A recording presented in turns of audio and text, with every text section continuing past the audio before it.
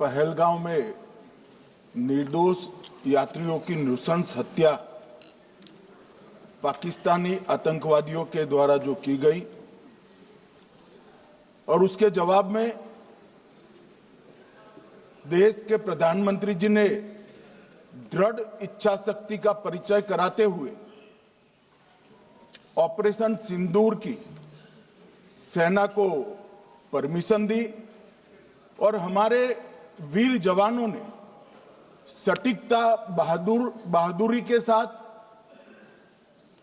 पाक स्थित आतंकवादी अड्डों को चूर चूर करने का काम किया। वो घटना पर जो बहस हो रही है इसमें हिस्सा लेने के लिए मैं खड़ा हुआ हूं।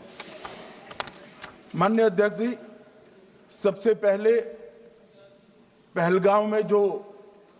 नृशंस हत्या की गई निर्दोष नागरिकों की, धर्म पूछकर उनको मारा गया, इनके परिवार के सामने मारा गया और बड़ी बर्बरता के साथ ये हत्याएं की गई, इसकी मैं घोर निंदा करता हूं और जो मारे गए हैं इनके परिजनों के साथ अत्यंत हृदय की गहराइयों से मैं संवेदना भी व्यक्त करना चाहता हूं। ऑपरेशन सिंदूर के जवाब में पाकिस्तान के हमारे नागरिक ठिकानों पर गोलीबारी की,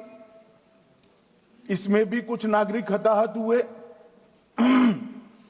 गुरुद्वारा भी टूटा, मंदिर भी टूटा।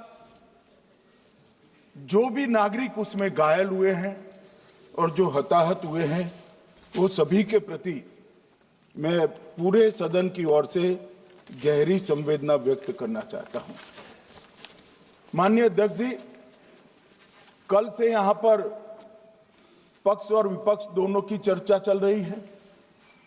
और स्वाभाविक है जब इस तरह की नृशंस घटना घटे देश में तब इस पर मुक्त चर्चा भी होनी चाहिए, चिंतन भी होना चाहिए, आगे न हो इसकी